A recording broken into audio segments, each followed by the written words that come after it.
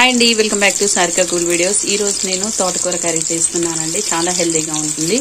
తోటకూర ఇంకా పచ్చి చింతకాయలండి. పచ్చి చింతకాయలు ఒక 3 లేదా 4 వేసుకుంటే కర్రీ చాలా టేస్టీగా ఉంటుంది. దీనికోసం నేను ఆయిల్ వేసుకొని పోపు గింజలు వేసుకున్నాను. ఒక 2 ఎండుమిరపకాయలు వేసుకున్నాను. ఒక 2 ఉల్లిపాయలు కట్ చేసుకొని వేసుకున్నానండి, చిన్న ఉల్లిపాయలు. ఇవి మగ్గిన తర్వాత నేను టమాటా వేసుకుంటానండి. టమాటా కూడా మగ్గిన తర్వాత కర్రీ మన తోటకూర వేసుకుంటాను. ఉల్లిపాయలు మగ్గాయి కదండి, టమాటాలు వేసుకున్నాను. ఒక 2 టమాటాలు, ఈ చింతకాయలు అనమాట.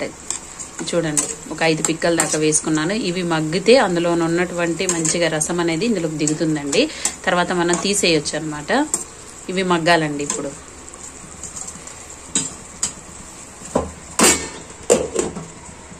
ఆల్రెడీ బీరకాయ కర్రీ చేసేసానండి.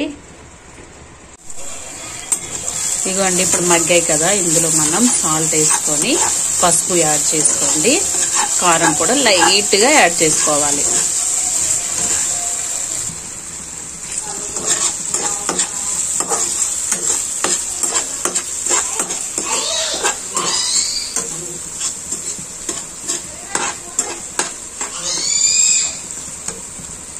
నాలుగైదు సార్లు కడుక్కున్నానండి తోటకూరని. ఎందుకంటే తోటకూరలో ఇసుకుంటదండి. మనం కడుక్కున్న తర్వాత కూడా ఇలా గంజులో వాటర్ పోసేసుకొని మనం కూరని ఇలా నానబెట్టుకుంటే ఇసుక ఏమన్నా ఉన్నా కూడా అడుగుకి వెళ్ళిపోతుంది అనమాట. సో నేను చూడండి ఇలాగా మొత్తం వీటిని మధ్యలో కట్ చేయలేదండి. మళ్ళీ మనం మధ్యలో కట్ చేస్తే ఇందులో ఉన్న పోషక విలువలన్నీ పోతాయి అనమాట. కాబట్టి నేను ఇలా కట్ చేసుకున్నాను. ఎందుకంటే ఆకుకూరలు మెత్తగానే ఉడికిపోతాయండి, ఈజీగా ఉడికిపోతాయి.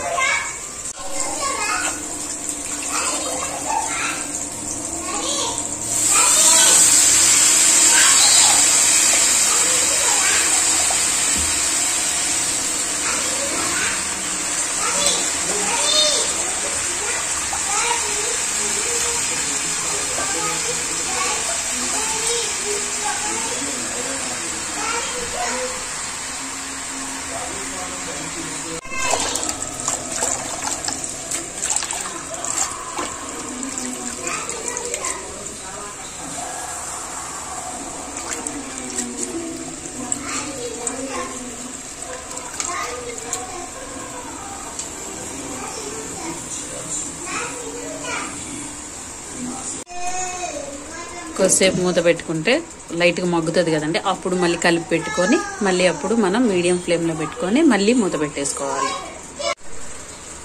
ఇలా మొత్తం ఒకసారి కలుపుకోవాలండి. కర్రీ మొత్తం కలుపుకున్న తర్వాత మూత పెట్టేసుకోవాలి. మగ్గిపోతుంది. ఇస్తా ఇంకా 2 మినిట్స్ తర్వాత మనం స్టవ్ ఆఫ్ చేసుకొని కర్రీ దించేయచ్చండి. అయిపోయింది అండి, కర్రీ అయిపోయింది. మనం ఆఫ్ చేసుకోవచ్చు. ఇంకా చాలా టేస్టీగా ఉంటుందండి. ఇలా ఒకసారి ట్రై చేయండి.